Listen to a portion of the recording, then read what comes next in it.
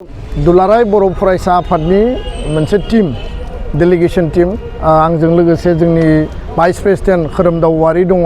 आरो गाहाय नेहाथारि खनिन बसुमतारी दिनै जोङो मोननै मिटिंआव बाहागो लायो आरो गाहायै पार्लियामेन्ट हाउसआव भारतनि सोलोंथाइ मन्त्रि डक्टर धर्मेन्द्र प्रधान जीखौ जों लोगो हमो आरो लोगो हमनानै मोनबा दाबिनि मोनसे गोसोखां बिलाइ जों बिथांनो गथायो आरो बे सावरायनायाव गुबैयै पीएमसी जि केन्द्रीय विद्यालय दङ क'क्राझार तामुलपुर उदालगुरि रङिया आरो गुवाहाटी मालिगाव आरो गुबुन गुबुन जायगायाव जिल्ला वाइसआव बे पीएमसी केन्द्रीय विद्यालयाव बर' रावखौ क्लास 1 निफ्राय साबजेक्ट हिसाबै माने एमआइएल हिसाबै थिसननायनि थाखाय जोङो जि दाबि खालामबाय थादोंमोन बेखौ जों बिथांजों गुवारै रायलायो। नैथिया जाहैबाय जे सेन्ट्रेल टीचार्स एलिजिबिलिटी टेस्ट जि लैंग्वेज वन पेपर सीटेटआव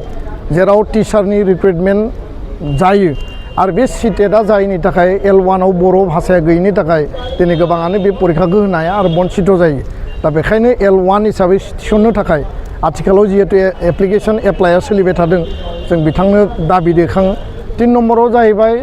जेराव जेराव गोदान जिल्ला नवोदया विद्यालय आरो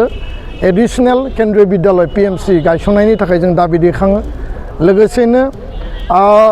अल इंडिया सैनिक स्कूल एंट्रेंस एग्जामिनेशन क्लास 6 नि थाखाय सैनिक स्कूलाव बर' राव इंराजियाव जायो बर' मीडियामनि कैंडिडेट स्टूडेंटफ्रा बिनिफ्राय बन्चित जानो गोनां जायो। आरोबाव लोगोसे national means cum merit scholarship class 8 नि थाखाय बे क्लास 8 नि एग्जामाबो बर' रावाव जाया। दा बे मोननैबो एंट्रेंस एग्जामा बर' रावनि जानांगौ होननानै जोङो दिनै दाबि दैखांदों। लोगोसे बर' एकर्ड 2020 आव लिरनाय सेंट्रेल यूनिवर्सिटी बड'फानि मुङाव बाक्सायाव आरो Indira Gandhi national tribal university campus उदालगुरियाव बेनिफ्राय NIT गायसननांगौ गुबुन गुबुन इन्स्टिट्यूशन बे इन्स्टिट्यूशनफोरखौ गोख्रै मावफुंनांगौ होननानै जोङो दाबि दैखांदों आरो बिथाङा जोंनो खोथा होदों जे गोख्रैनो बिनि सायाव हाई लेभेलनि रिभिउ मिटिं जागोन आरो रिभिउ मिटिंआव गासैबो इश्यूसखौ रिजल्व खालामनो थाखाय मिनिस्ट्रिया थांखि लागोन होननानै बिथाङा जोंनो फोरमायो। बे सावरायनाया जथेस्थ गुरुत्वपूर्णमोन आरो बिथाङा प्राय जोंनो आधा घन्टा माने सावरायनायनि सम होदों आरो गुवार आरो गोथौयै सावरायो। नैथि सावरायनाया जाहैबाय ministry of home affairs north ईस्टनि जइन्ट सेक्रेटारि नीरज कुमार बांसद बिथांजों बर' एकर्ड 2020 बे 2020 नि एकर्डखौ लानानै जों गोथौयै आरो गुवारै सावरायो। बेयाव 125 दि एमेन्डमेन्ट आर्टिकल 280 BTR 6 शेड्यूल आरो नर्थ ईस्टनि 10टा 6 शेड्यूलनि मोर अटोनमी मोर फाइनेंशियल पावर बेयाव समस्ति बारायनाय गासै मेटार आरो लोगोसेनो सीमा बारायनांगौ गामि सोसननांगौ कार्बि आंलंनि ST हिलनि इस्युखौ बर' कसारिखौ स्टेटास होनाय बेजों लोगोसे बर' कसारि वेलफेयार अटोनमास काउन्सिलनि पूर्णांग मर्यादा स्कुल प्रभिन्सियलाइजेशन NDB नि केस उइथड्रवेल एक्स ग्रेसिया होनाय मार्टियार परियालनो आरो साद' CBI आव जिखिनि केस दङ बिथांमोनखौ जेलनिफ्राय दिहुननाय बे गासै मेटारखौ जोङो रोखा रोखायै दिनै सावरायो आरो सावरायनायनि गेजेरजों जोङो बे खोथाखौनो बुङो जे सरकारा नखर मन्त्रिया 5 इयार्सनि गेजेराव माने एकर्डखौ आखरे आखरे मावफुंगोन होननानै बुंदोंमोन किन्तु बिथांनि जि कमिटमेन्ट बे कमिटमेन्टआ आधा जाबाय आधा कमिटमेन्टआ थालांबाय आरो बे आधा कमिटमेन्टखौ मावफुंनांगौनि थाखाय जोङो दाबि दैखांदों जोङो दिनै नारसिनदों आरो जोङो बे खोथाखौबो बुंदों जिहेतु दायो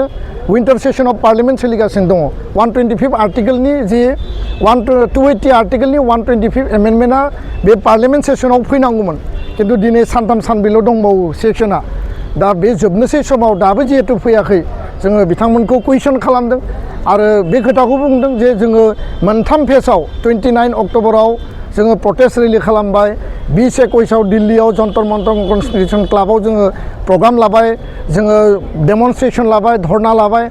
आरो 11 डिसेम्बराव दाख्लैबावै आरोबाव प्रटेस्ट रेलि खालामबाय जुदि सरकारा टाइम बाउन्ड इमप्लिमेन्ट खालायाबा जोंनि धरना जोंनि प्रटेस्ट जोंनि जिखिनि गणतान्त्रिक शान्तिपूर्ण आन्दोलना कन्टिनिउ जागोन होननानै जों सरकारखौ बुंदों आरो सरकारा बुंदों माने जइन्ट सेक्रेटारि बिथाङा फोरमायदों जे पलिटिकल लेभेलाव आरो एडमिनिस्ट्रेटिभ लेभेलाव बिखौ सावरायनाय जागोन आरो फैबाय थानाय जानुवारि दानाव फार्स्ट उइक नङाबा सेकेन्ड उइकआव जॉइंट मनिटरिंग कमिटीनि मोनसे रिव्यू मीटिंग जागोन आरो बेयाव इन डिटेल गासैबो खोथाखौ सावरायनाय जागोन आरो भारत सरकारखौ जों दाबि दैखांदों जे एकर्ड इमप्लिमेन्टेसना जानांगौ बिला पास जानांगौ आरो जोंनि जि मर अट'नमि बे एकर्डनि जि मुल मोन्थोर दंमोन बेखौ मावफुंनांगौ होननानै जों दाबि दैखांदों आरो बेखिनि सावरायनाया जथेस्थ' गुरुत्तपुर्णमोन आरो बर' रायजो राजा गासै बिटिआरबासि आसामबासि बर' आइ आफाया दिनै बे सावरायनायखौ नेनानै दङमोन जोङो सावरायनायखौ मोजाङैनो जाफुंहोबाय खिन्थु सलुसननि थाखाय जों दाबि दैखांबोदों गोजोन्थों।